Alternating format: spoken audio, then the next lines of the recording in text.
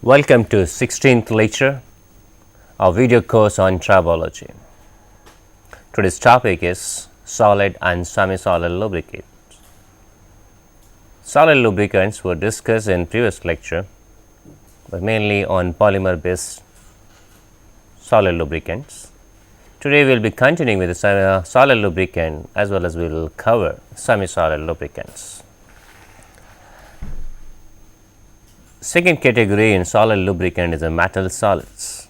As it was described in previous lecture, that we are emphasizing the word solid because the metal can be used as a liquid lubricant also at high temperature, but we are not mentioning about those. In solid lubricant we say that the metal solids. Basic phenomena, basic mechanism behind solid lubricant, particularly metal related, is the transfer layer. Solid lubricant deposit a transfer layer on the metals which are going to interact, and that transfer layer is a lubricant layer. Just for example, we have here the two figures, two photographs. This is a stainless steel shaft, finally finished and having very low surface roughness.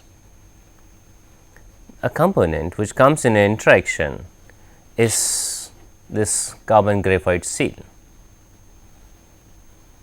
As I mentioned in previous lecture, we can use solid lubricant as a bulk metal or bulk material, or we can use as a final one 15 to 20 micron thick coating. Here in this case we are using the solid lubricant as a bulk material. When this carbon graphite seal comes in a contact with the stainless steel, an operating condition in transfer layer something like this. You can see the black marks on the stainless steel shaft. This black mark have come from the carbon graphite. I mean, a layer has been transferred to the stainless steel. Till this layer is transferred, coefficient of friction will be high. After transferring this layer, coefficient of friction reduces. Something like a initially coefficient of friction may be 0.4, but after getting transferred, coefficient of friction reduces to 0.2, 0.15, 1.55. So, this is what we can say the lamellar solid. These metals are generally transferred. So, that is why the layer by layer can be removed from the material, and once they get transferred on the surface, metal surface or the component surface which are interacting, then they remain there at that interface for some time before they dislodge or removed from the surface. So, we say that this lamellar solid rely on a firm transfer to achieve the low coefficient of friction. One of the common example is a molybdenum disulfide, well known solid lubricant, well known lamellar solid. We say that this material has a layered structure, and that layered structure can be described based on the molecular structure. You can see there are sulfur molecules, they are molybdenum sulfide molybdenum molecules, and these are sulfur molecules. So, bond strength between the sulfur, molybdenum and sulfur is high, while there is a layer structure. After this layer there is another layer, and these layers are connected with the sulfur molecules only, or bond between sulfur molecules. That strength of that bond sulfur to sulfur is relatively weaker compared to molybdenum and sulfur bond, and their strength or shear strength will be weaker in tangential direction because of that. So, they can sustain compressive load, but shear strength is very low. So, they can remove layer by layer from the bulk material. So, I say that molybdenum disulfide has a strength, it can sustain even 700 megapascal compressive strength. If it is able to sustain up to 700 megapascal compressive stress, is as good as a steel, but tangential strength is very low, and that is why they can be used as a solid lubricants. Because of the low tangential strength, they can be used as a low friction components. One good point is that they can sustain very high temperature. This is a major reason why in aerospace related products, molybdenum disulfide is used as a lubricant. We have very high temperature stability, or whatever the components made at a high temperature, they act as a lubricant also. So, it is not only the molybdenum disulfide acts, but it is the molybdenum oxide that will also act as a solid lubricant. There are some weaknesses of molybdenum disulfide solid lubricant. It says that oxidation rate increases. In presence of oxygen, this oxidation happens at 350 degrees centigrade, and in presence of only air, no other oxygen available other than in air, this oxidation happens at 450 degrees centigrade. That is why the on average we say the rapid oxidation happens over at 400 degrees centigrade. But there is a contradictory point, what we say that strength is a high temperature lubrication, and here we are mentioning that 400 degrees centigrade it will oxidize. There is a contradiction. Generally, whenever there is oxidation temperature, we try to use lubricant below that or lower than that, but here even after getting oxidized, it makes a molybdenum oxide which acts as a solid lubricant. That is why even after oxidation, this molybdenum disulfide can be used as a lubricant. That is why we say that it is high lubricant, high temperature lubricant, and the temperature even up to 1000 degrees centigrade is not big problem for the molybdenum disulfide. However, there is a problem with the moisture.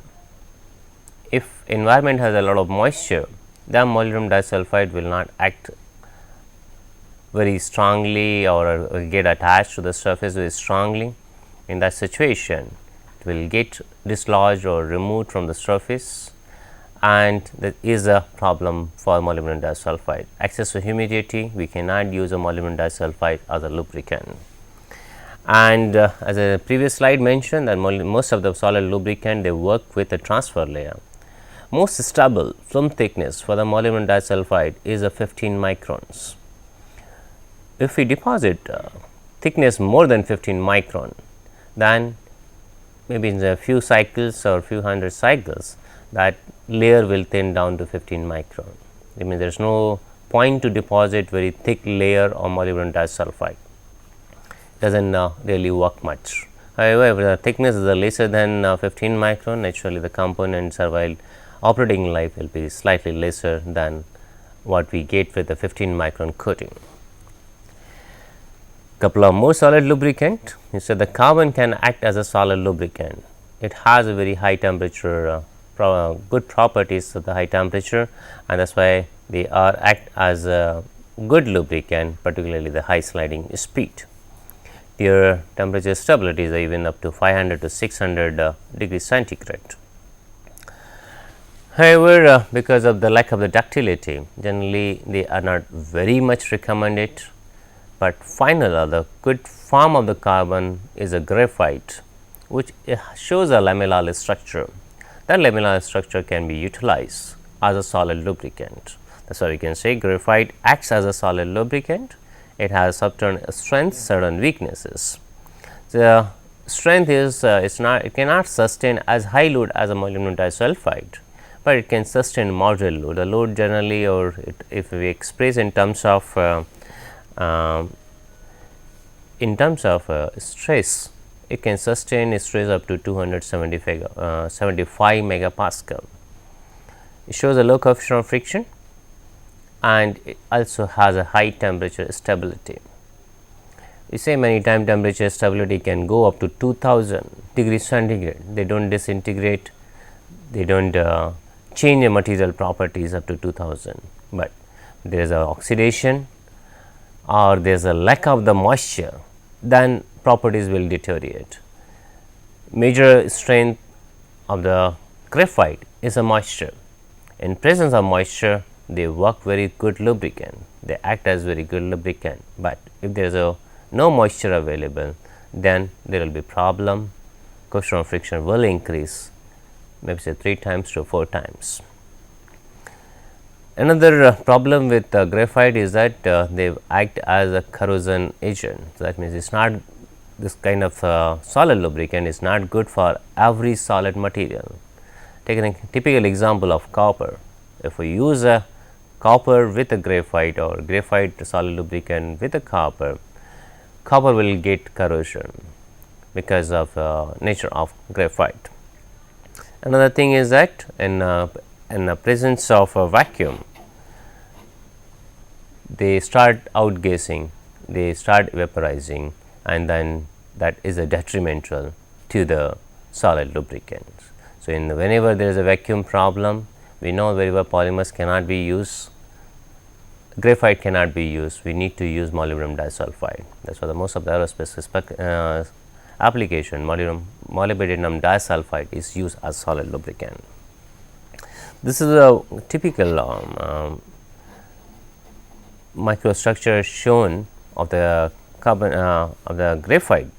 Says that if they are in perfect structure, they can sustain load, but if the load is increased beyond their capacity, as mentioned in the previous slide, 275 megapascal stress, then they get distorted, they get damaged.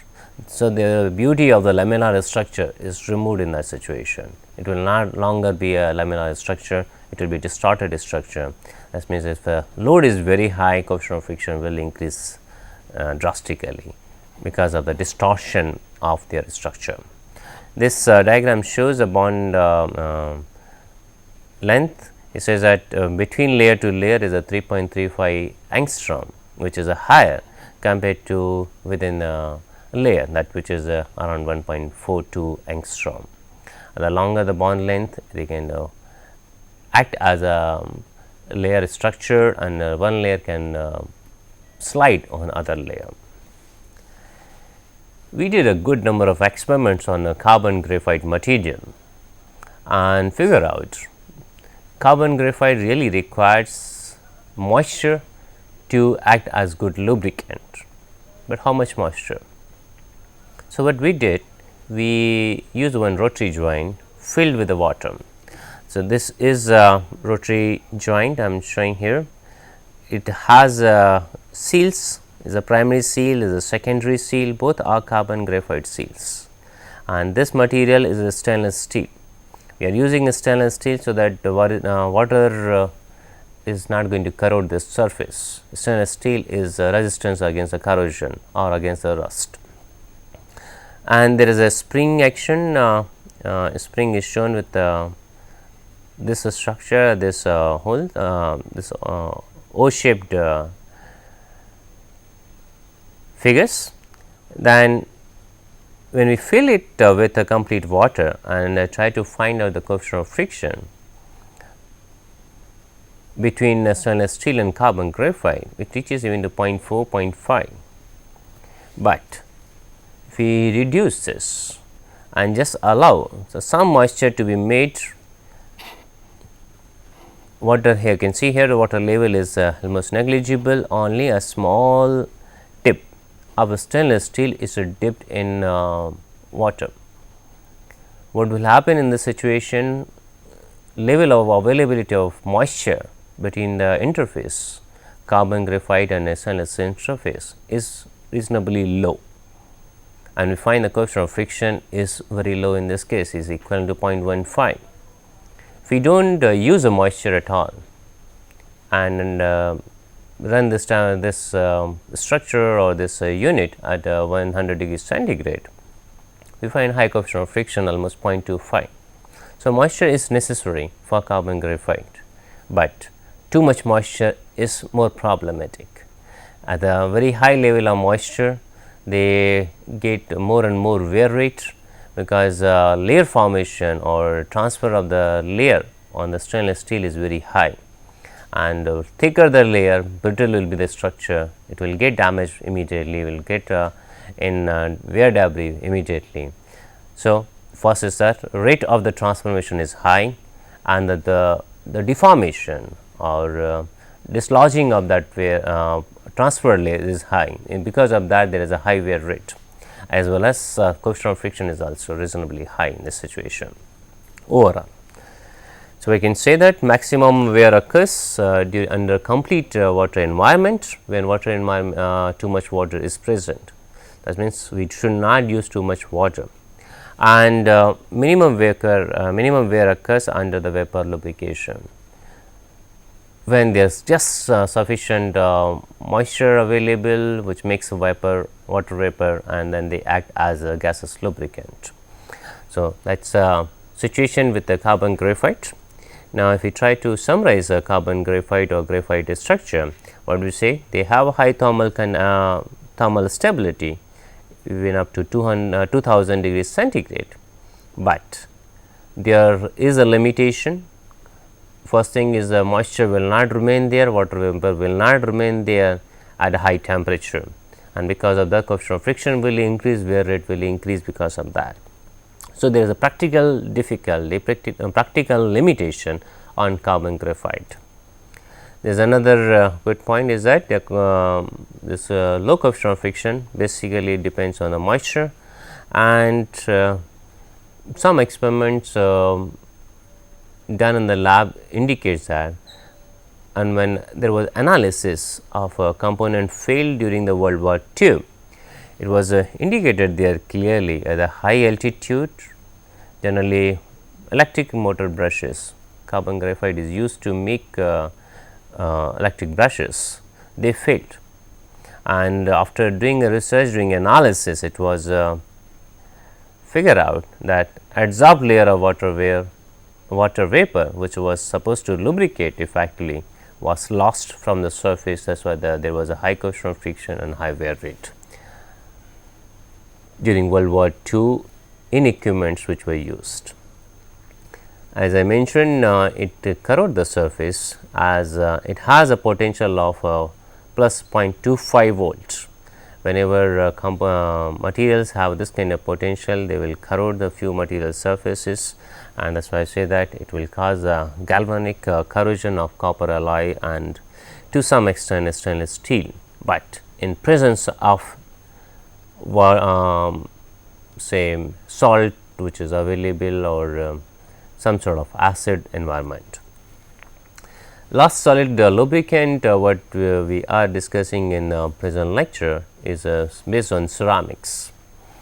So, the ceramic materials, good point of the ceramic material is that they have a less chemical reactivity, and they have a high temperature stability. So, that is why this kind of lubricant can be utilized for the high temperature applications, but they have a brittle structure.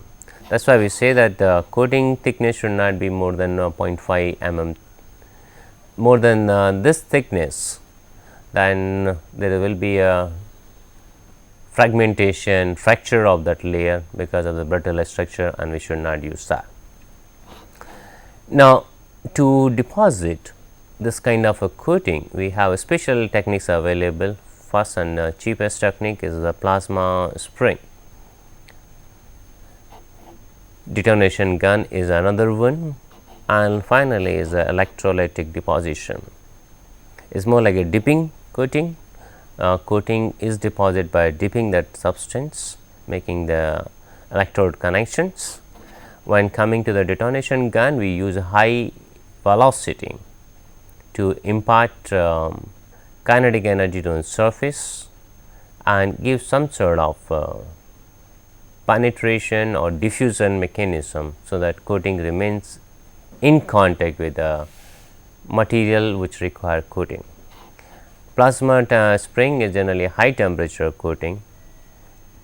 It is a easier one to deposit the high temperature and then cure it, maybe at air environment curing or good regulated temperature environment. The only problem with plasma spring is a dimensionality.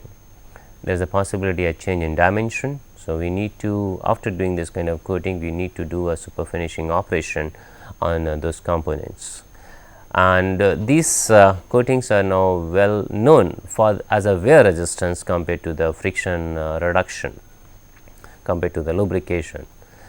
Reduction in friction occurs because of the low chemical reactivity or low adhesion, but abrasion will be rare as they have a very high hardness. That is why they are known as a wear resistant coating compared to friction reduction coatings. Now, we will start with semi solid lubricant, and a typical example is a grease. Number of other materials which act as a semi solid on the gels, they can be used as a lubricant, but grease is a more popular, it has a wide application compared to any other semi solid. So, that is why we are discussing about greases. Now, in grease, if you see the structure, it looks like a jungle. You can see this structure. I can assume there are number of wooden pieces. These are the actually fibers. They make a structure such a manner liquid cannot escape easily. So, this structure need to be filled with the lubricants. That is why I say that it consists of the base oil as well as additives and thickness, and this is what we are showing here, the other thickness. This thickness make structure in such a manner that liquid cannot easily escape from that integrated part, or maybe can assume that it acts as a sponge, and a sponge has a capability to retain the lubricant within it. It can be, in layman language, treated as like a sponge, and this thickener fibers are roughly 5 to 20%. Oil which is basically used to lubricate the surface contains from 75 to 95%. In addition, we may require additives to reduce oxidation at a high temperature, to sustain extreme pressure, high loads. If there is a water environment, to avoid corrosion of the components, or maybe some water repellent. So, these can be acted as additives. Coming to the base oil, which is a main constituent. So, the base oil can be mineral oil, can be synthetic oil. More popularly in this is the synthetic oils are used because of we can design these oils and with the proper properties. Coming to the mineral oil, sometimes we say the low viscosity oil and high viscosity oils. When talking the low viscosity, generally they use for the low temperature, because with increase in a temperature we know the viscosity will decrease. That is why the high temperature we use high viscosity oils, because as the temperature increases they will turn out to be a low viscosity oil at high temperature. But when we measure the viscosity and we code the viscosity, generally 40 degrees centigrade, and classification basically is of 140 degrees centigrade. 40 degrees centigrade low viscosity has a low overall value, maybe it is 30 to 50 centistroke. Coming to high viscosity, even to the high viscosity maybe say 200 centistroke, but it is a resist to the 100 degree 150 degree centigrade where the temperature this kind of oil should be utilized. The viscosity will turn out to be again a low viscosity. So, effectively what we are talking about the high viscosity oil at the low temperature, but they will turn out to be low viscosity at the high temperature. And this kind of viscosity, low viscosity oil can be utilized at the low loads and high speed application. Particularly high speed application is emphasized over here, because the high speed application there will be more and more shearing. If there is a more shearing, more friction means heat generation will be more, temperature will be high, and then again the viscosity will turn out to be low if we use a very high viscosity. So, there will not be much effect of using high viscosity except the losing energy. While coming to the high viscosity, one application I mentioned on the high temperature, other application is a high load. If the load is very high and we do not want the oil to be squeezed out from the interface, then we should use a high viscosity oil. And high load with a low speed operation, it should not be the high load and high speed operation, then you need to use a good lubricant. Ordinary mineral oil or ordinary high viscous mineral oil cannot be used for this kind of applications. And I mentioned the last is thickness which act as a fiber, and they make a structure, they are main components. And that is why I say when grease life is over, grease need to be discarded. Reason is oil is getting separated from thickness, or what we say grease is bleeding or grease bleeded. That is why we need to replace this grease with a new grease, which is a new and oil is retained within fibers. Coming to the thickness, we say thickness can be defined in number of categories, which we call as the soap based thickness, the process in which the thickness are made to convert in grease or to find the grease. They are generally simple soap base, complex soap base, and there are other kind of non soap base also, where the clay is used to make grease.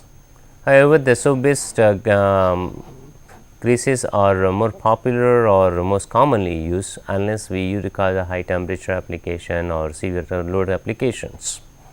Again, in simple soap we use only one acid with the metals, while in complex soap we use two acids. When there is a two acid, there will be hybrid structure. Wherever there is a hybrid structure, there is a more possibility to sustain high temperature. That is why the complex greases can be used for the high temperature applications, while simple soaps can be used for relatively low temperature applications. One of the most commonly used simple soap grease is the calcium based soap grease. It is most commonly used, and many times it is called all purpose greases because it has temperature sustainability up to 65 degrees centigrade, and operating temperature is not going beyond 65 degrees centigrade. Calcium grease will work very nicely, generally used for the low speed applications. However, lithium grease is now gaining more popularity because of the structure, because of its high temperature stability. Even in lithium can be used as a complex greases. So, lithium grease is a more known, more popular from temperature stability point of view or operating temperature point of view. As I mentioned, there are non soap greases also. They are basically clay based, and they are mixed also with the solid lubricant. You can see here the PTFE based grease is PTFE act as a solid lubricant in that. There are some synthetic greases, polyurea, ceramic paste, alumina, silica gel. There are sometimes we call classify greases based on their additives. Like one of the popular name is a moly greases, is based on the molybdenum disulfide grease, graphite greases. The solid lubricant is used to reduce the coefficient of friction, to transfer layer, and basically a grease is used as a carrier media in that, as well as sealing medium. EP greases with the EP additives are mixed with the grease. And what we say then in the layman language, grease is more like a black or yellow sticky mass. That means have always some sort of fatty acids which will stick to the surface. Is a sticky mass, most commonly used for the bearings. Talk about any rolling element bearing, by and large greases are used as a factory lubricant. So, that is why I say that in layman language we can say there is some thick mass used for the lubricating the bearings. Now, this slide shows a comparative chart, so that we have clear idea which grease should be selected. I am just giving this example because we made one test setup for one textile machine, and we were supposed to operate bearings at 2500 degrees centigrade. Assembly was made, and before supplying that assembly or test setup to us, vendor started working, wanted to check whether the motor which was used is sufficient to supply power or not. That is why he used a calcium based grease. Of course, without knowing that that is a calcium based grease, he used ordinary grease which are available in the market, and use that grease. And surprisingly, within a few minutes, whole grease turned out to be black powder, and whole assembly was stopped. Motor was not able to supply the power. That is why he called me and he says that, sir, what should I do? I did this, and before supplying to you, I checked in my premises. We simply say that you just change bearing, because once grease failed in bearing, we need to replace the bearing. Replace bearing and use a lithium based grease, which was supplied to him, and interestingly that test setup after that never failed. It worked very well. It is just a high temperature which makes calcium grease as ineffective grease, and lithium, which can sustain high temperature, can be used as a good grease for that application. So, this chart shows the comparisons. We say the dropping points. First, the dropping point is the maximum temperature at which a grease can be utilized. After that, the bleeding will be very high. Almost all complete oil will be removed from the surface or within structure of grease. So, when we use a calcium, by no way we should use more than 80 degrees centigrade, and what we call as a maximum operating temperature, keeping a factor of safety into account, we say that it should not be utilized more than 65 degrees centigrade at all, while lithium based grease can be used for the 125 degrees centigrade. So, there is a huge difference of 60 degrees centigrades. Generally, operating temperature is 40 degrees centigrade. When we operate it, friction will be there, heat generation will be there, and that is causing an increase in temperature. So, 55 to 60 degrees centigrade temperature can be assumed for the high speed applications. Now, there is another kind of the sodium based grease, which has also operating temperature 125 degrees centigrade, but which is the problem is that it can not be used for the low temperature applications. They start freezing, and another thing is that they are very reactive with the water environment. They should not be used with the water environment. They start making components, and then they will turn out to be ineffective solid ineffective greases, ineffective semi solid lubricants. When coming to the complex greases where the two acids are used, we can see that significant improvement in the calcium based grease. Because the calcium base here, it was only 80 degrees centigrade.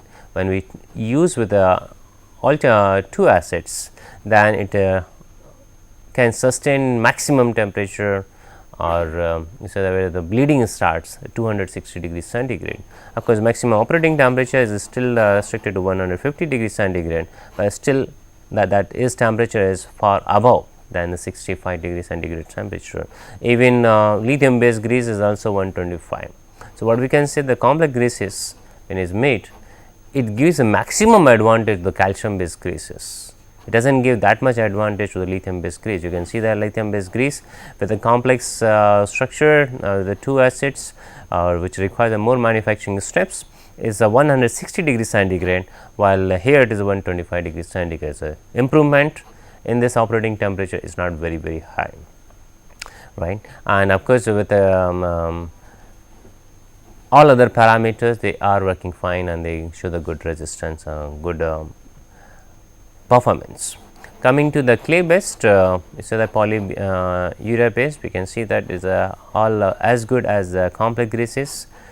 More or less complex greases have 260 degrees centigrade as a dropping point, while polyurea is 250, and operating temperatures are also more or less same. You say 150, 150, 150, 160, 150. So, by and large we can say the maximum operating temperature for the grease is 150 degrees centigrade. We should not use more than that. Whenever the temperature is more than 150 degrees centigrade, we should switch over to some lubricating oil which have heat carrying capacity or heat dissipation is much faster compared to greases. And another important thing is that if whenever we choose first, if there is a water environment and the operating temperature is 50 to 60 degrees centigrade, we should choose the calcium because it is economic, is a least costly, or it is not as expensive as other greases. And we have a doubt about the operating temperature, we are not sure, then we should choose the lithium based grease, because the lithium based grease is the costlier, but it gives a good performance from every angle, maximum temperature, low temperature, water resistance, oxidation resistance, that way. When coming to the complex greases, we can find out all good performance from aluminum based greases or lithium based greases, but lithium complex will be costlier compared to the simple lithium greases. So, unless it is really required, we should not use. This is so this slide shows what is the importance of mineral oils or silicone oils or synthetic oils. What we talked in previous slide about the thickness, using different thickness how the performance will change. But when we talk about the thickness and select this thickness, particularly with a lithium base or aluminum base or polyurea base, we need to think about what should be the carrier fluid or what will be the base fluid which is used with grease. Here the if I am assuming that we are choosing a lithium based grease for our applications. So, there are three categories, is a mineral oil, is a esters and silicones. Silicone is one of the costlier. That is why we say that overall lithium based grease based on the silicone oil will be costly. Coming to the mineral oil is cheaper than the synthetic oils, then the cost will be medium. Of course, so we are talking the medium because we are comparing with the calcium. The calcium has the lowest cost. Now, what we get from this, when we do good processing, then temperature can be increased, and in this case we are talking about the lithium with plus mineral oil plus some additive package, including the heat resistant package. We find that maximum temperature it can sustain up to 150 degrees centigrade, which was with in previous slide we talk about the complex lithium based grease. However, the minimum temperature you can see that it cannot be operated at lesser than minus 40 degrees centigrade. If we want better performance at the low temperature, we can switch over to the different lubricating oil, different base oil. What we are doing here, mineral oil is been replaced with esters, and that the operating temperature, low operating temperature is minus 75 degrees centigrade. So, almost 35 degrees centigrade difference is coming just by changing the lubricating oil. However, the cost is increasing and it is getting penalty at the high temperature. While we want a overall very good performance, a low temperature good performance or a high temperature good performance, then we should choose lithium based grease based on or with a silicone oil, which is also a popular grease, but a high cost grease. Now, this slide shows some advantages of the grease compared to solid lubricants as well as liquid lubricants. Compared to solid lubricant, we say that one of the major advantage is it remains in contact with the surface that can be replaced easily, and a liquid lubricant we require frequent supply of the lubricant. That is why we say that is a less frequent application is needed when we are comparing with a liquid lubricant. Comparing with a liquid lubricant, we say that it seals effectively. That means from environment contamination will not come easily, and it will not be requiring very tight seal, and ordinary seal can be utilized effectively with greases. Good point about this greases is that as they are not able to they are not allowing the contaminants to come into contact with the metal surface, they can be water resistant also. And the important thing is that even the worn out parts can be used effectively with the greases. it reduces the vibration, it reduces the impact loading, it can sustain the shock loading. So, what we say that it gives a maximum comfort. That is why with most of the rolling element bearings, even they develop small pits at the initial surface. Initially, they can be used effectively with greases that will give the good results. This sketch shows I am just assuming there is one initially the solid surface, and when solid surface develop pits, maybe due to fatigue loading, then if there are pits, naturally there will be a vibration. If any rolling element passes on the surface, it will come with some sort of contact and non-contact, contact and non-contact. That means the stiffness will be very high, low. When metal to metal contact is there, there will be high stiffness. When there is no metal to metal contact, stiffness will come down. So, there is a continuous variation in stiffness that will induce a vibration phenomenon. And if we are using the greases, what will happen in the situation? Grease will fill these pits. When the pits are filled, then vibration level will be reduced. They will act as a damper. They will act as a reduction in a noise agent. They will reduce the noise in overall. So, grease is effective to reduce the noise, to reduce the vibration, to reduce the impact loading on the surface. They have capabilities to absorb the energy by deflecting from the surface and regaining the shape. There are a number of disadvantages of the greases. What we say that it has a low fluidity. So, heat dissipation is a problem because they have a low conductivity also. We mentioned about the advantages that grease retains or avoids the particles to come into contact or avoids contamination to come into contact with the solid surface. It prevents the contamination to come into contact, but problem is that once the contamination start coming, one way or another they reach to the surface, then grease will try to retain those contamination with the surface. That means, it has advantages is that they are able to avoid prevent the contaminant to come into contact, but once they come in a contact, then there is a problem. We need to replace the grease, there is no other way. We cannot do any filtration of that kind of grease. So, it has advantage as well as disadvantage. Generally show high coefficient of friction compared to liquid lubricant, but low coefficient of friction compared to solid lubricants.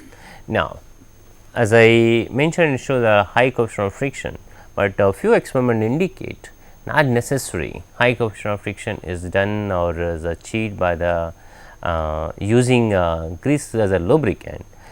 We can many times mention that they show low coefficient of friction. Typically, if the operating speed is low. So, this chart indicates the friction torque generally related to coefficient of friction, and this axis shows a speed or sliding speed in meters per second. You can say that A chart, which has used, we are using only liquid lubricant, is showing very high friction because there is no hydrodynamic action, and when the applied load is high, this lubricant is simply squeezing out without effectively reducing the coefficient of friction. Now, if we increase the grease, so B is aluminum, C calcium base, sodium base, and then finally comes the lithium base. With a change in the grease, we are seeing the different behavior. Their load carrying capacities are different, and that also indicates the lithium based grease is showing very high load carrying capabilities, as well as more or less same constant friction force. When I compare E versus A, we can say E is showing a much lesser friction compared to A. A is a liquid lubricant. So, studying this one, the high coefficient of friction from the grease may not be 100% correct. It is for the high speed application. For low speed application, this sentence is not correct. For low speed application and a high load, we can say that lithium based grease can show better performance compared to liquid lubricants. We have some methods to characterize or characterize a grease, what we call as a cone based method. You can see this cone over here, and this black surface is a grease surface. We point on a surface, or this cone point comes in a contact with the grease surface, and we allow 5 seconds. It is a free fall of this cone, of course the guided one, free fall particularly in the vertical direction of this cone. Within 5 seconds, whatever the depth of the cone is achieved within a grease, that informs us whether the grease is consistent or not, or how much plastic deformation can this grease can sustain. That is why there are different numbers given to that, and of course, this grading is done by NLGI, what we call as one of the American institute, National Lubrication Grease Institute, National Lubricating Grease Institute. That is why the NLGI word is used. We characterize grease with NLGI grades. We say the 000, they act like a liquid lubricant. Okay. And what we are talking about, this penetration or this kind of experiment is done at a 25 degrees centigrade, and this number signifies as 1/10 of mm. Within 5 seconds, if you are using this grease, within 5 seconds, this cone will penetrate up to 44.5 mm. The maximum is a 47.5 mm. The cone will fall within a grease up to this level. Now, this sketch is clearly indicating how do we measure it. There is a dial gauge, this is the initial position of the cone, and we are allowing for the 5 seconds to fall in grease. And of course, we are able to see the grease is displaced from this place to this place. That is why we are able to get this kind of shape. As the depth of penetration reduces, we call consistency of the grease is increasing, or we can say NLGI 6 grade grease is solid grease, while NLGI 000 grade grease is a liquid grease. Or flowability of the NLGI 000 grease will be very high compared to NLGI 6 grease. By and large, we use a second or third NLGI greases for the rolling element bearings or common applications. To model this kind of grease, we use some sort of fluid law, maybe Newtonian law, maybe shear thinning law, shear thickening law, or Bingham law. But we know very well that grease act as a pseudoplastic. They show the shear thinning behavior, but they also show some resistance in the initially, or in other word, we say that grease gives some resistance initially, it does not move, shear rate will not be developed at all. That means, initially shear stress will be there, and after that it can show some sort of Newtonian fluid or some non-Newtonian fluid or shear thinning behavior, that we can add this tau 0 in this component. That is why we say that for grease we can find out tau I interface shear strain as a tau p, that is initial shear stress required to flow the lubricant, flow the grease. This is a it's a viscosity.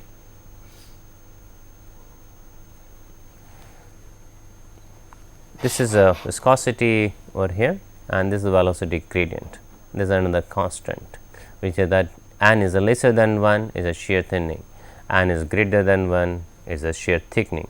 Now, what I say that in grease there will be a tau p value, there will be eta b value, there will be n value. So, there will be 3 constants. We need to find out to characterize a grease.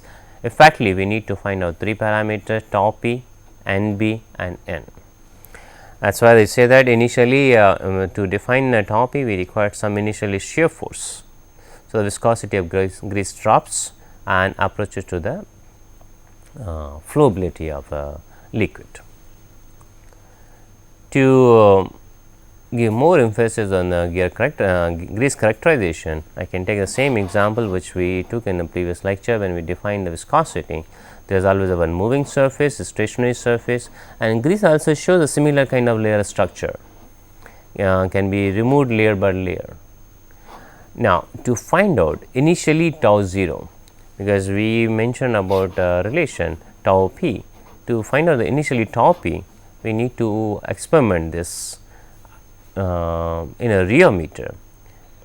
What is a rheometer? We will describe later, but in a rheometer at a 3 rpm, we operate that rheometer at a 3 rpm with a standard size of a rotor, and whatever the resistance come, whatever the yield strength comes, that will turn out to be tau p. To find out the two remaining constant eta b and n, we can operate 300 rpm or 600 rpm, or one reading at 300 rpm or the other reading at 600 rpm, and find out what is the resistance, what is the shear, what is the yield stress. Once we know the yield stress or the two other readings, and we can substitute tau p, which we determine at the 3 rpm, and velocity gradient, and obtain results. Based on that, we can find out what will be eta b and what will be the n. So, overall grease can be characterized by operating grease in a rheometer at 3 rpm and 300 rpm, 600 rpm. Our option is of this. We can operate both, we can take two different readings at the 300 rpm, and if there is some change comes, or we can take two separate reading 300 rpm as well as 600 rpm. I believe that operating at 3 rpm gives a tau p, operating at 300 rpm may give one constant, and operating at 600 rpm may give another constant. So, we require three conditions. Now, as I mentioned, the greases can be classified based on also on additives which we mix in grease, and one of the common additives is extreme pressure additive. The similar kind of additives also are used in a liquid lubricant.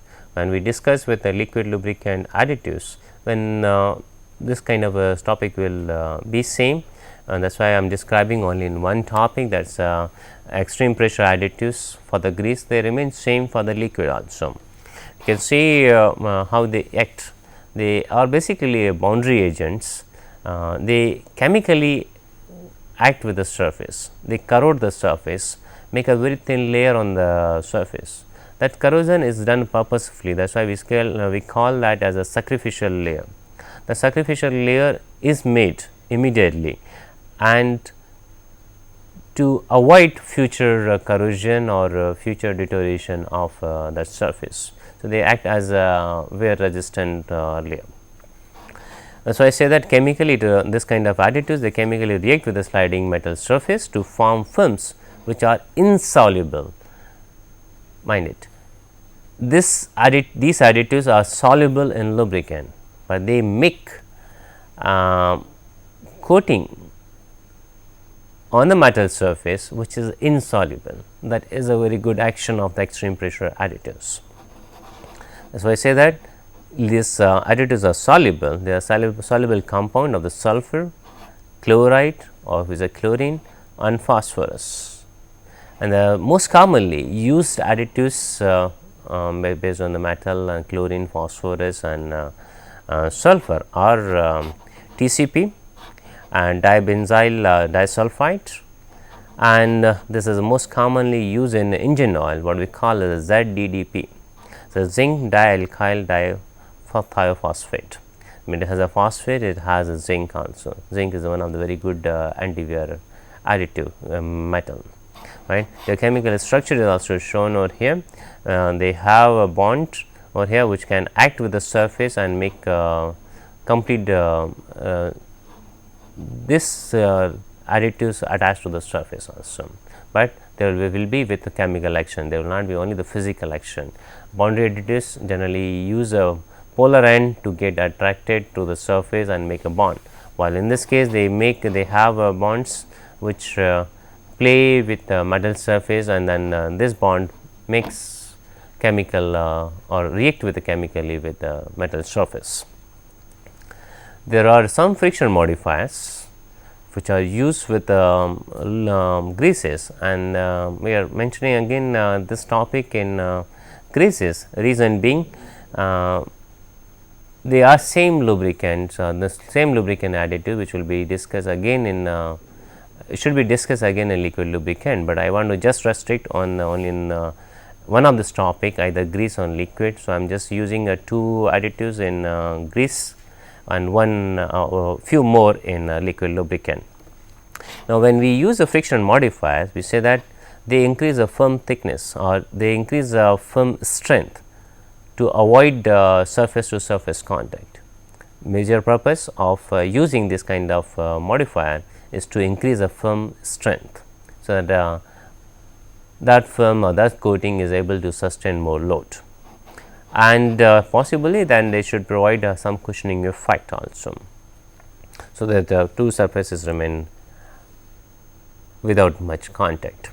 Now, by and large friction modifier we know as they are used as a boundary additives, they are solid lubricant. You can see that these all are solid lubricant. Moly grease based on the molybdenum disulfide, Teflon grease based on the PTFE, graphite grease is again a solid grease.